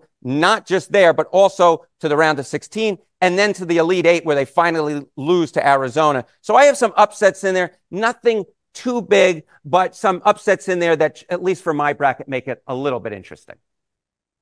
Wayne, what do you think? You like his bracket? I do, yeah. I think, Harry, you have a good mix of, like, you know, obviously pick with your heart. I mean, it's hard not to do that, especially when the team that's in your heart is the huge favorite going in, and it worked. I'm sure well for you last year. The Tom Izzo Michigan State one, I feel like that one, it always seems to work out. We saw last year they went on a surprising run from their seed line, so I gotta love that. And yeah, that Duke Wisconsin game could be really interesting because honestly, they both could get upset. They both can meet. I mean, that could be a weird combo of teams there that could kind of find a way out of there.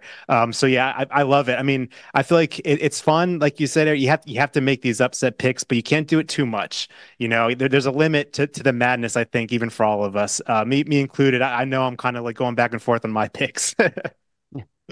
I would just point out, Wayne, that's exactly right. You know, especially with that Duke Wisconsin game. You know, Wisconsin doing so well in their conference tourney, and Duke sort of falling apart. You know, Duke is just one of these teams where sometimes it just seems like they either could go all the way and then they lose this sort of surprising game sort of going down the stretch. And this is, you know, I'm hoping even without Krzyzewski there, I am hoping that the new Duke is kind of like the Duke of old the last few seasons and sort of just falls apart in the tournament. But the fact is, you know, I was talking with my buddy Neil Payne, who actually does sports for a living, and he dared to put in our group chat last night that he feels like Duke could do considerably well. And I said, how dare you? And he said, look, bro, I'm just looking at the numbers. So, you know, I have Duke, you know, I'm biased against Duke, which is okay. I can be biased on the sports side, but it wouldn't surprise me if Duke advanced further. But you know what? This is my bracket and I'm sticking to it. I was going to say, Harry, we were hoping you would come over to the sports side, but then you'd have to lose that Duke bias. Oh, come on. Maybe I could be a sports commentator. That's what I would be. I always love, you know, instead of being an analyst, I'd be a sports commentator, and then I could bring my bias in, or at least I could acknowledge my bias. But at the end of the day, the numbers are the numbers. Even if I didn't have Duke going out in the round of 32, I would not be having them go to the Final Four pretty much no matter what numbers I cooked up, unless it was cooked up perhaps in a Duke laboratory. Yeah, we'll make your sports analyst lower third. Harry Enton hates Duke, no matter what. You know what? I have never been bequeathed with a greater title than that one. All right. Well, we're about to move on to the concept of the odds of a perfect bracket. I know you think this one's probably perfect, but Harry, do you know what the odds are of a perfect bracket? You know, this is always the question that gets asked, and I believe it's 1 in 9.2 quintillion if you are picking it randomly. Of course, we have some aids with some statistics, so we're not picking it perfectly randomly. So the odds you do get better odds if you're actually picking a little bit with your brain. But the fact is, there's a reason why Warren Buffett has been offering $1 million for a perfect bracket. The odds are astronomical. The fact of the matter is, you're better off going out and playing the Mega Millions or the Powerball than trying to pick a perfect bracket if you're trying to win millions of dollars. Well, Harry, you're actually pretty close and you're pretty much correct on that one. We thank you so much for joining us. I'll be thinking of you as UConn's playing and in March Madness. It's going to be a lot of fun. But we do have the answers to that question. A few years ago, we took a deep dive, thanks to Daniel Wilco, into the astronomical odds of a perfect bracket. Let's take a look at that. I'm Michaela Chester, and today we're talking about the March Madness Holy Grail. What are the odds of a perfect bracket in the NCAA tournament?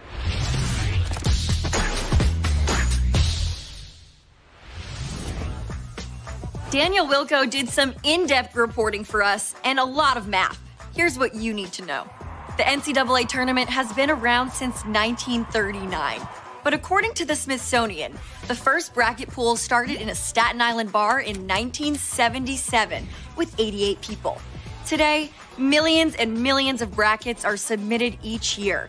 And yet, no one has ever picked all 63 games of an NCAA tournament correctly. But does that mean it'll never happen? Let's start with the popular answer. Yes, that's exactly what it means. The odds of a perfect bracket are 1 in 9.2 quintillion. That's wrong, and we'll get to why it's wrong in a minute. But first, let's explore what it means. Since 1985, every NCAA tournament has had virtually the same format. 64 teams playing in a single elimination tournament consisting of 6 rounds. Since only one team leaves the tournament undefeated as the champion, that gives us 63 games to predict in our brackets each year. How does this affect your odds? Let's look at a hypothetical. If every team had exactly 50-50 odds of winning any particular game in the tournament, then it would be fairly easy to calculate the odds of a perfect bracket. To find the total possible bracket possibilities, we can take the number of outcomes for each game, 2, and multiply it by itself for the number of games in the tournament. For a bracket consisting of just a Final Four, 4 teams, 3 games to decide a championship, that's 2 to the 3rd power. 2 times 2 times 2, a relatively easy 1 in 8 chance at a perfect bracket. But move to 8 teams, and all of a sudden, you're up against 1 in 128 odds. And that exponentially increases until we get to a bracket with 64 teams and 63 games. 2 to the 63rd power is 1 in 9.2 quintillion, meaning there are 9.2 quintillion bracket possibilities. That's an impossibly large number to understand. In the order of super large numbers, quintillion, it goes like this: million, billion, trillion, quadrillion, and then quintillion. How big is 9.2 quintillion? There are approximately 7.5 quintillion grains of sand on the Earth. If I pick exactly 1 grain of sand from anywhere on the planet, your odds of guessing that exact grain correctly on your first attempt are better than picking a perfect bracket. Again, this is all if games had 50-50 odds, which they don't. Basketball games are not 50-50 odds. Some teams are just better than others, and people use a wide variety of information that can give them a much better idea of who might win a game. Plus, there's just a certain level of chaos to March Madness. But let's say you simply use common sense and pick your brackets based on likely outcomes, as opposed to the coin flipping tactic. Thanks to picking data from millions of brackets in our bracket challenge game over the years, we've learned that the average user gets approximately 2/3 of all games correct. If we take that accuracy and expand it through the entire tournament, we get odds of 1 in 120 billion. That's 70 million times more likely than if every game was a coin flip. But this does not mean anyone's getting a perfect bracket. If you are able to fill out a complete bracket every second of every day, it would take you a quick 3,813 years before you could create 120.2 billion unique brackets. All this might leave you feeling despondent. But in the 8 years that we've run a bracket game, the best we've ever seen is 55 correct picks of the 63 games, which happened 8 times in 2019. The same year, one person started his bracket with a record 49 straight correct picks. And fun fact, that bracket with the 49 for 49 start was not one of the ones that got to 55 correct picks. Greg Nigel would only get 5 more correct over his final 14 games and finish with 54 correct picks. So a person that picked the first 49 games exactly right finished with 92 points, good for only 240,668th place in the overall game standings. That's not odd. The brackets we track that stay perfect the longest don't end up winning, because in order to have a perfect bracket early on, you have to take some pretty crazy risks, many of which can haunt you down the road. So yes, a perfect bracket is nearly impossible, but that shouldn't stop you from your quest. Released this video a few years ago. Obviously, I looked a little different. I feel like I had the shorter hair, a little bit more of a baby voice.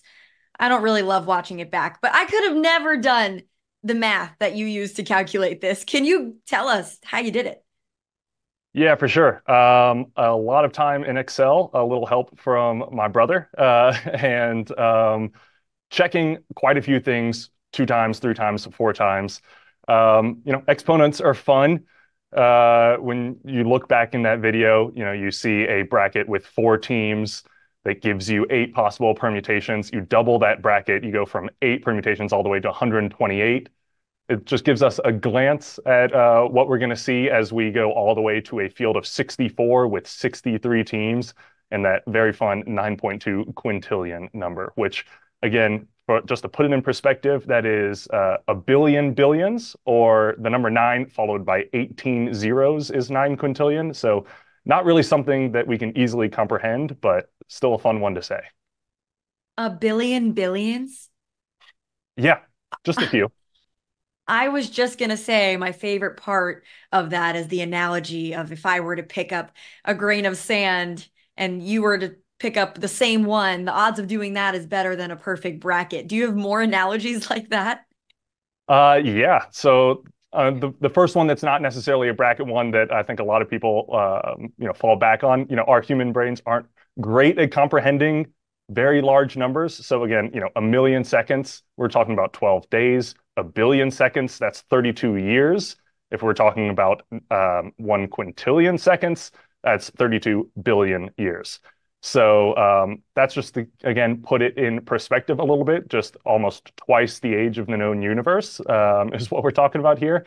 Another fun one, if anyone wants to try this at home, if you go and stand on the equator, fill out a bracket, put it at your feet, take a step 1 inch forward, fill out another bracket, put it at your feet, do that walking all the way around the Earth's equator. You just need to do that 5.8 billion more times, and then you will have filled out a 9.2 quintillion brackets. So might be a minute there. I need to call the producers and say that we need a disclaimer saying, do not try this at home, even though Wilco just said to you. That's well, on Stats, me. I want to bring you into this too. I mentioned we did record that a few years ago. What do you think about the landscape of men's basketball and how the parity has increased, and that might even make for an even tougher time than we already mentioned of getting a perfect bracket? Yeah, so we talked about this a little bit earlier too. It's not so much picking the upsets; it's picking the right upsets and correctly knowing when the upsets aren't going to happen. It's one thing if you pick a 12 seed, but did you pick the right 12 seed? Did you pick how many 12 seeds did you pick? And that's just one example of the seed line you got to pick. And then you see these kind of upsets. I mean, there's a I think a real conversation was you kind of wonder, would we ever see a 16/1? And now I've seen it twice since 2018. So it just goes to show like the things that we thought were the knowables clearly aren't that way. And there's so many variables and things that you think you clearly don't know.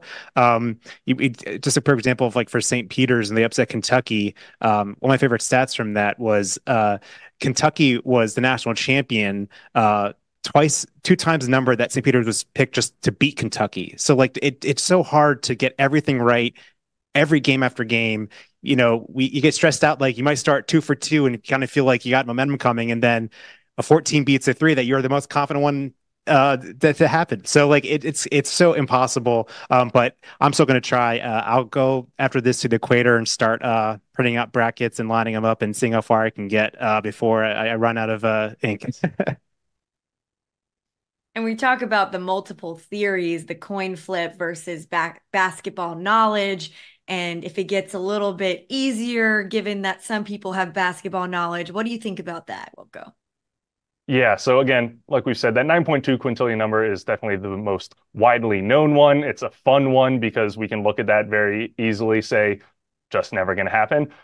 We've done a little bit of math. We have data on how people in the bracket challenge game have picked historically. Overall, users are picking about 66% accuracy, which is pretty good. But then we drilled that down to all of the seed matchups. So how do they pick in 1 versus 16 matchups, all the way for every possible seed matchup we could get in the tournament, used that with the probability of those matchups actually happening, and then came up with odds of about 1 in 120.2 billion if you're going for the average bracket challenge game player. But again, that was a few years ago when we thought those 1 versus 16 games were pretty much locks. And now that's happened twice in the past couple of years. So I'm with Wayne on that. Even that 1 in 120.2 billion chance has gotten harder lately. Yeah, and we do track perfect brackets every single year just for everybody watching. We will track them down till the very last bracket bus. For those that don't know, Wilco and Stats, can you tell us how we do that and where we're getting that data from and just how it all works? Yeah, so we look at the data, of course, from our men's bracket and women's bracket challenge games, but we also go to CBS, ESPN, Yahoo, all the major online games, and see how people are picking with the data that we see on the leaderboards and all that stuff, and we follow all the games, see where we're going. Last year we had 787 left after day one, which there were upsets on day one, and there's still under 1,000 left. But then, of course, as we all remember what happened on Friday last year, everybody busted when FDU beat Purdue. So yeah, there's some things that you can get so far. In the end of the day, try to pick a 16 beating a 1, and getting the right 16 to beat the 1 is always the toughest part. All right, guys. Well, we're going to head to break, but when we're back, we're going to have a really fun segment on building brackets based on colors and mascots. So we'll be right back with that. Welcome back to the Quest for the Perfect Bracket Show. All right, we've got Wayne and Wilco here with us again. Guys, a pretty popular and unorthodox way to fill out your brackets: by colors or by mascots. So we've got a fun segment for everyone.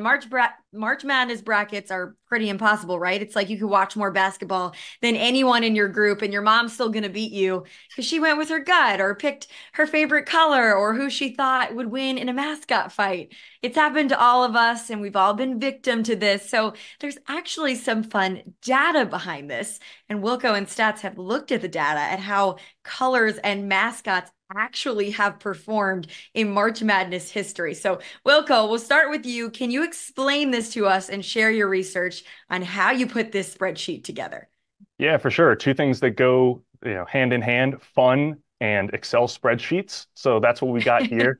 This may look like the work of a madman. This is basically every NCAA tournament game. It definitely is, yeah. But it's every NCAA tournament game going back to 1985. So the past 38 years of tournaments we've got here. We've got a bunch of stats for each one of these games, but this is basically the modern history of brackets right here. And we've taken a lot of fun things out of this. in order to put some stats behind some of those more fun things like colors and mascots. So if we Can hop you on just over. take a second and tell us how long this took you to do? It was a couple months, but we've updated it every year. But I was not locked in a room for a couple months only looking at these spreadsheets. It's honestly been a fun thing to put together, and there's been a whole team who's been helping out with these, but they've come in handy a few times. All right, so you actually know how colors perform against other colors in the tournament, right? And same thing with mascots, and you categorize them. How did you go about that? Yeah, so we've got, the tournament database over here with all of the teams that are actually in that have ever made the NCAA tournament. We give them their mascot type and color. There are not too many different colors we've got here. So the one, sticking point, we did go with the primary colors for teams. So some of these might be not what you're expecting to see here. Florida is orange, not blue, for example. But those are pretty straightforward. We also, had to come up with categories that fit a lot of things. So we have a yellow that covers our gold teams that you might see in here. It also covers teams that are yellow. Mascots was a little more difficult to nail down. We came up with, I believe, 12 different categories that we'll look into here. We've got not 12, but 9, but bears, birds, cats, dogs, miscellaneous. That'll be everything from your Syracuse Orange to your Wichita State Shockers. Mythical, Duke Blue Devils, Central Connecticut State Blue Devils. You got other animals, so that would include badgers and dolphins, I think we have with Lemoyne now. People, and then weather and elemental. So Crimson Tide, hurricanes, things like that can pop up here. It took us a while, and I'm sure we will get some people who want to argue with our categorization here. But this is what we got, and this is what we're basing all the stats off of. So let's take a look at an actual bracket, or however you want to do it, Yeah. of colors versus colors. And then what do you do when there's a tie? What if you have a blue team versus a blue team? Yep, that definitely happens a few times. I think there are 23 blue teams in the tournament this year, so quite a few of them met. Just to break it down real quick, what we're looking at here, you see a lot of these percentages for their overall win percentages. We're looking for when a blue team faces off against a black team, you can see blue teams are pretty solid in that. What's surprising to see here, yellow teams are the only team we have here that has a winning record against orange. So orange is a very solid team. Thank you, Syracuse, Virginia, Miami, Florida. So we took all of these and we plugged them in, did some very important math over here, and we've got a bracket that is based on the historical win percentage of every team's color. So start off straightforward. UConn is winning. And then we get down to a few more surprising ones. South Dakota State, as a yellow team, makes it one round and then face off against their rivals, a blue team. Pretty unfortunate for the Jackrabbits there. They're out pretty soon. What you'll see in the Final Four is obviously a lot of orange. Orange is a very solid color. The only team that we have, the only color that has a winning record against orange is yellow, and there are 2 yellow teams did not even make it to the Final Four or the Elite Eight. So there's not a lot of competition there. When we got to these orange versus orange teams, we went over to our other fun stat mascots and saw who was winning there. Though there are a few things such as this Nebraska game over here, Nebraska and Texas A&M, both people mascots, both red teams. At that point, we go to the very accurate coin toss, and that's how we get a winner in those double tiebreakers. So the Final Four we got here, if you're picking based on colors win percentage, you got Auburn, Clemson, Florida, and Texas, with Florida winning quite a few tiebreakers based on their Gator mascot and a couple coin flips that went their way. Stats, you notice anything about these matchups standing out to you? Yeah, so we always talk about, big these upsets. It's all about matchups. Can you defend a 3 well? Do you play good zone? How's your bench? And South Dakota State, if they didn't have to face off against Drake, they would have made the Final Four. They would have won the whole thing. but because yellow, has trouble with blue, they couldn't get out of there. But hey, if Drake wasn't there, they would have gone all the way. It's all about the matchups, like we've been saying, and even with colors versus colors and mascots versus mascots.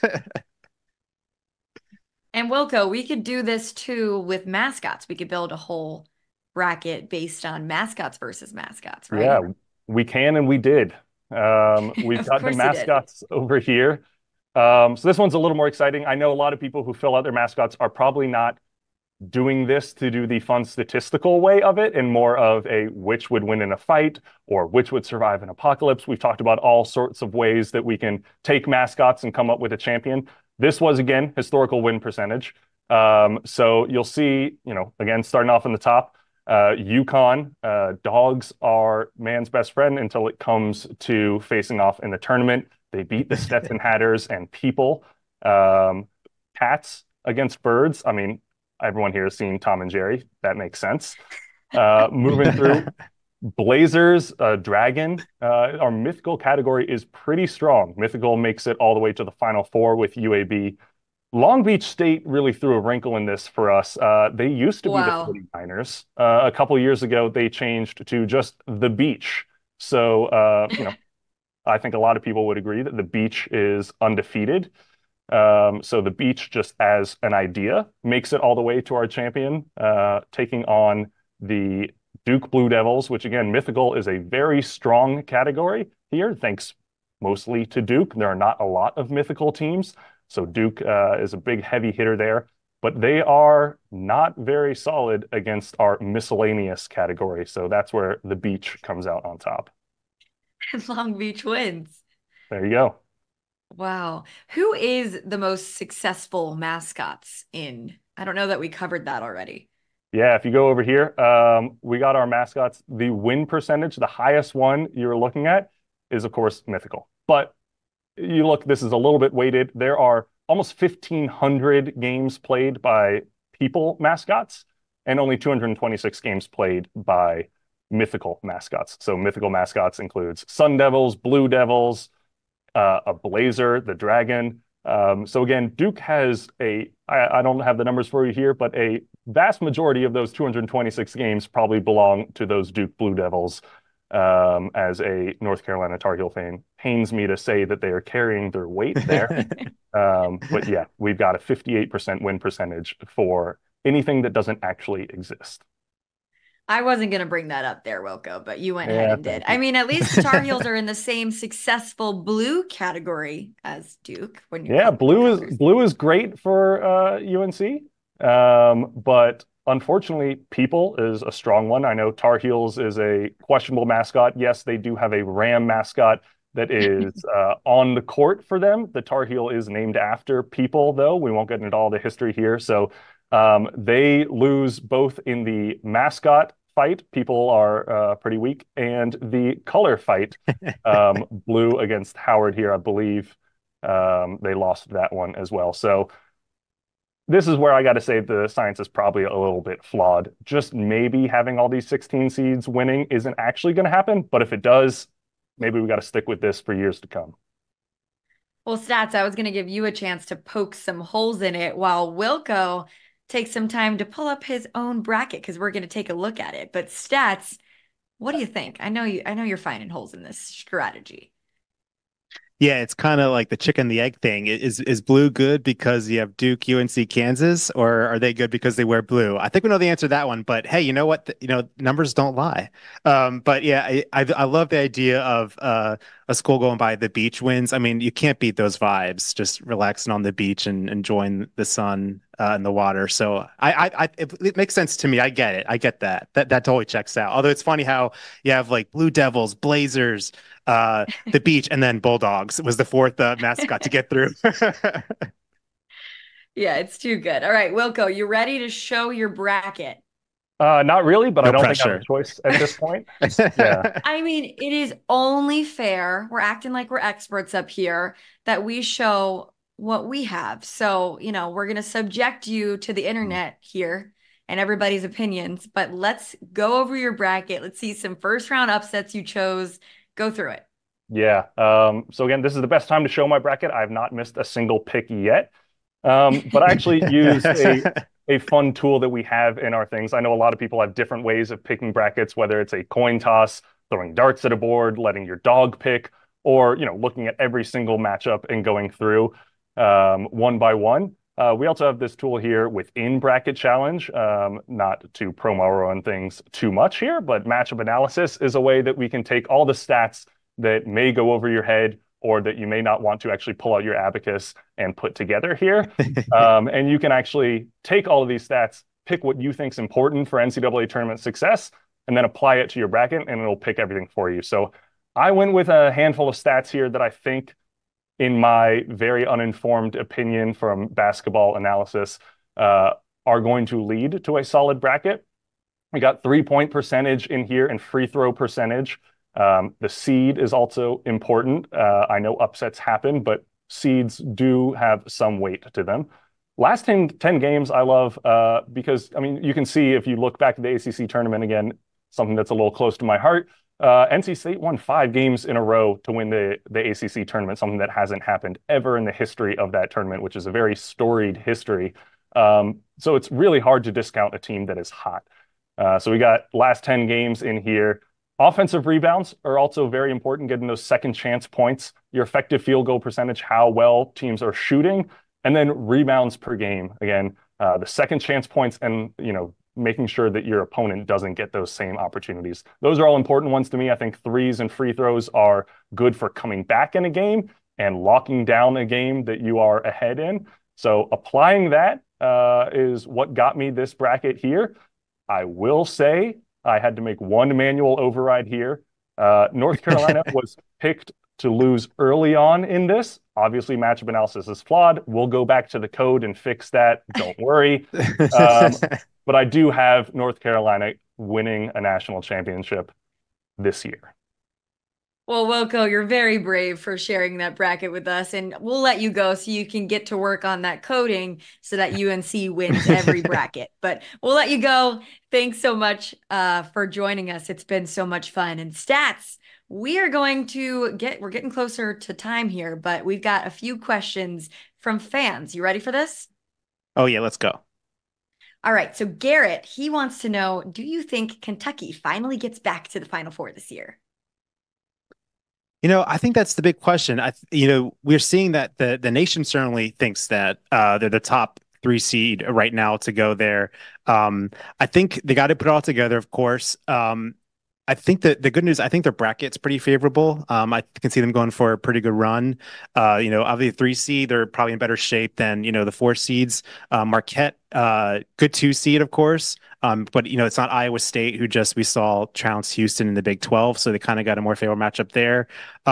Yeah, I'd say they have a very good chance. I guess it depends on how you define the chances. How optimistic you are with it. Houston, of course, is the top dog in that regional. It's gonna be hard to pick against Houston, but as we saw last year, where it seemed like Houston was kind of like the pick of the heart for a lot of people. The Final Four was in Houston last year. It seemed like it would just, it made sense that they would go on a run there, and they got upset in the Sweet 16. They didn't even get a chance to play in Houston. So yeah, I think if you don't want to pick all 1 seeds, which I think, at least for me personally, that's kind of boring. It's only happened one time in the men's tournament history of all 4 1 seeds making it. I think if you don't want to pick a 1 seed, you maybe don't pick Purdue at the last few years, or maybe you think this is their year, and maybe your non 1 or 2 seed is Kentucky. I think that's a pretty good pick. Yeah, I like that too. I'm still debating my bracket. Wilco's braver than I am, and he's been on public on his. I'm still debating mine, going back and forth. So we'll see if I change my mind by tomorrow or by Thursday. All right, here's a quick one from Kathy. She wants to know what year all this data starts from. Yes, so we have all this BCG data goes back to 2014, which is really cool because then we got that really insane UConn number of being a national champion despite getting picked to win the championship on only 0.23% of brackets. Which again, all this stuff about data just goes to show no one knows anything with this kind of stuff that a 7 seed can win it all. So yeah, that's pretty cool that was our first year. What a way to start collecting that data for BCG. Was the year that a team pulled that one off. We haven't seen anything that crazy since, but UConn, of course, only 2% last year, which is pretty low, but definitely different kind of vibes when you're 0.23 and winning it all. All right. And David asked, well, he actually has a 2-part question. Thank you, David. One, most likely one seed you think to fall first. And then two, most likely upset in the first round by a team seeded 13 through 16. So we'll start with the first one. Who do you think is the most likely one seed to fall first? Okay, that's a tough one. I think the obvious answer for a lot of people, and the answer that people want to hear, is Purdue. Just the recent history there. They've been upset by lower seeds, even when they're not on one seed. So there's a lot of history there. I know not to get on, maybe I feel safer now because Wilco just left, but I think UNC could have a tough one if Michigan State and Tom Izzo get going again. But I mean, the jury's out on Michigan State. I think everyone just expects them to get going because it's March again, but we'll see how that goes. So yeah, I think I might. I probably should say Purdue just because recent history, but I want to be kind of contrarian and go with the UNC there. But again, I'm not picking it to happen in like the first or second round probably, but you never know. Things can get weird. And what was that question? Well, the 13 or 16 seeds? Yeah, most likely upset in the first round by a team seeded 13 through 16. Yeah, so if going by what we've seen by the nation, Stanford is the most popular 13. They're getting picked at 23% of brackets, which is pretty good for a 13 seed. And that one I kind of expected that to be the case if you're looking at teams that are seeded on that 13 line. We talked about this earlier with CJ and Sharif about Kansas. Kansas, of course, won it all in 2022. They were a one seed last year. They were number one going into the season, but injuries, they haven't looked very good, especially lately. They kind of got trounced badly with not being at full strength in the Big 12 tournament. So I can see that being a hot pick. Stanford knocking out Kansas there. And then I'll go. Okay, so I think the matchup scared me off a little bit because I was probably going to pick this if it was going to be maybe a little more favorable matchup to what I expected to see. But I think Yale could have a chance. Auburn's a really tough matchup, though. Auburn, of course, looked really good in the SEC tournament. But Yale was a surprise Ivy champion, game back of Princeton, but Brown upset Princeton, and Yale came back to win on a thriller last night. The Ivy League has a good history of pulling off upsets in the tournament. We saw that last year with Princeton, the Sweet 16. Cornell's won the Sweet 16 in 2010. Yale's won a game as an upset team. Harvard's won a couple. So I think those Ivy schools are usually pretty popular as well. And I think, again, I'm not saying there's nothing going to happen. I'll take credit if it does happen, but there's no way to know for sure it's going to happen or not. But yeah, I think I love that Yale pick, and I do one more. The Colgate is a 14. Last year they're most popular 15. They're a 14 this year. They seem to win the Patriot every year now. They're kind of like Vermont in that they win their conference tournament every year. They're always back. People like to pick them because they're back. They haven't done it yet. Colgate. Vermont did it in 2005, upsetting Syracuse, but haven't done it since. So I think, those are schools that they know how to play in March. They've been here a lot. We'll see if they can get the upset this year. But yeah, I think those are if you want to go down to the 14 line, I like those for sure. Of course, the problem with Vermont is they're playing Duke. So good luck there. But hey, you never know. Catamounts upset Syracuse. So anything's possible. Literally anything is possible. That's the point of this whole show. But that's enough. We don't have time for any more questions, unfortunately. That'll bring us to the end here. Wayne, do you have anything to add before we close this thing out? Yeah, I'm just saying, finish completing your brackets. That's a lesson to myself. I need to finish mine. We'll see if I change it. But yeah, fill out those brackets. Make multiple brackets too, because I like picking different upsets, combos, and champions. It's always fun. Well, for Wayne Stats, our whole crew, I'm Michaela Chester. Thank you for being with us. Fill out those brackets in our Capital One Bracket Challenge game. That QR code is right here. Oh, that way. Right that way on the left. Just scan that with your phone. It'll bring us directly to the game. But every day we're going to close out with a famous March Madness moment to get everyone excited. So here you go. Here's a good one, and we'll see you tomorrow. 2.1 seconds left. No team has repeated as NCAA champions since UCLA did it in 1973. Will the dream die here for Duke?